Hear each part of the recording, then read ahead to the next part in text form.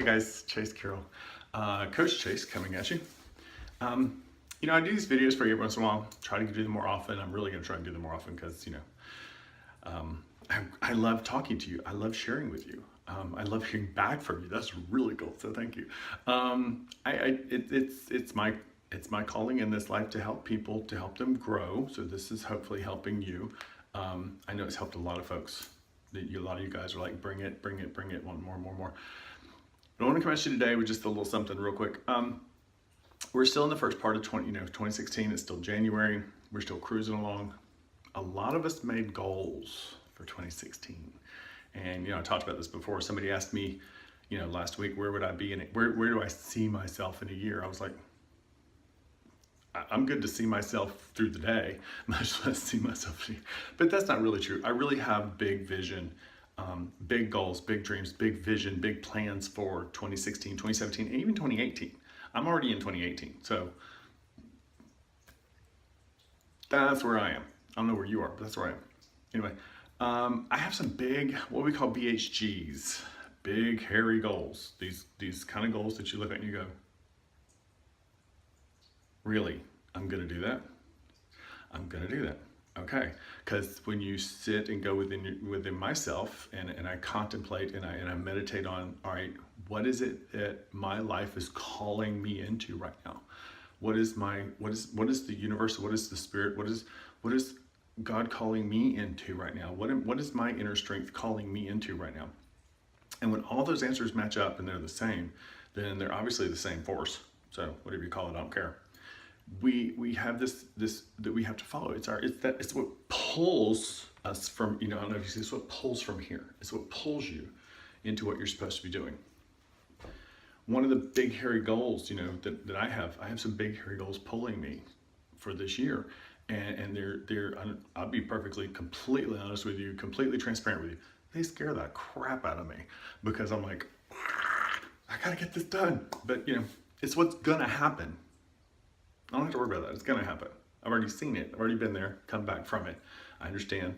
In reverse engineering, it's gonna happen. There's not a question in my mind that this one goal is gonna happen. So I'm good. We're just walking it out. But here's my question for you.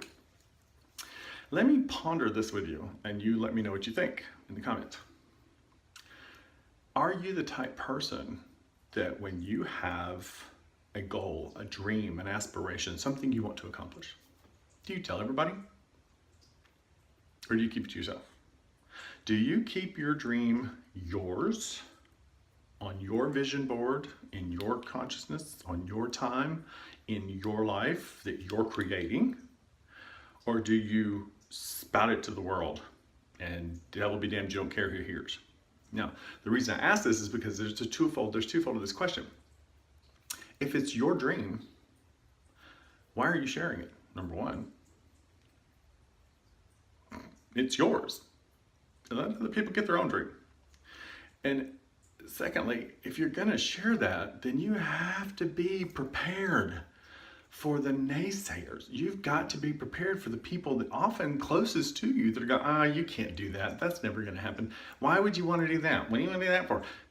I mean, come on, really? That's really what you're opening yourself up to. So what you're doing at that point is you're setting yourself up for failure because you're gonna believe what they say.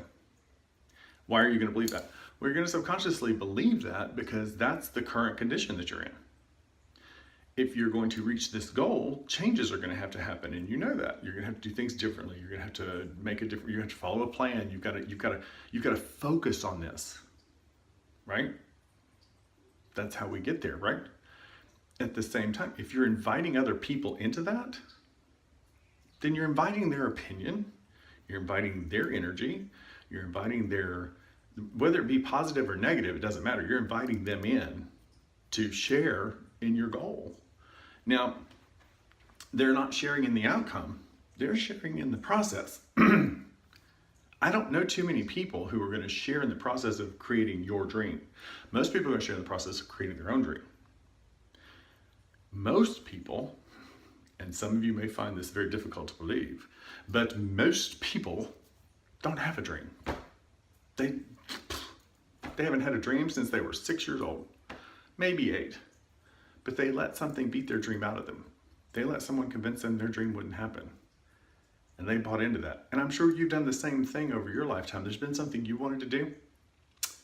You put it out there, you spoke it in front of somebody, and they shot it down. Oh, you can't do that. Case in point. How many times when you were a child did you imagine something and share with your parents, or say something or envision something to your parents, and they would go, that's just your imagination? Damn Skippy. What happened to theirs? Somebody told them the same thing when they were a kid.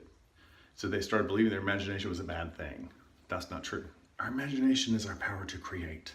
It's our power to embolden ourselves to do what we want to do. The Wright brothers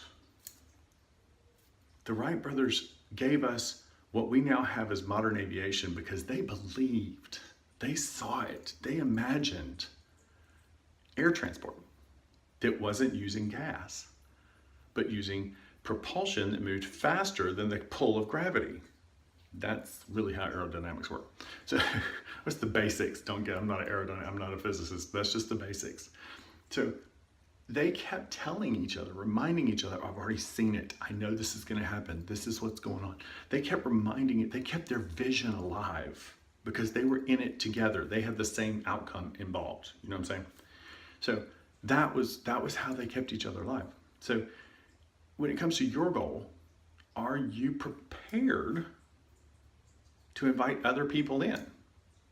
And whatever they may bring in is probably going to have a lot of play, a lot of say-so, a lot of bearing on the outcome.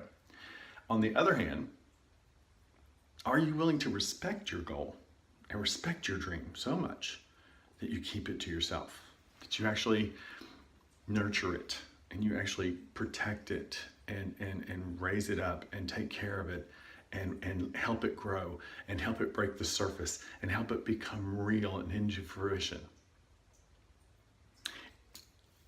Is this part of why you haven't reached your goals yet? Is this part of why you stopped setting them? Is this part of why you stopped dreaming? This is why you stopped daydreaming and imagining the possibilities of what you could do with your life? Let me know. Let me hear from you. Which type are you? Put in the comments below. Type in the comments below. Are you, number one, the person who keeps their dream to themselves but follows through and make sure their dream comes to fruition? Or are you number two, the person, I've got a dream, I've got a vision, you get all excited and you tell everybody in the world, and it may or may not ever happen? Let me know. If you want some help with it, shoot me a message. Talk to you soon.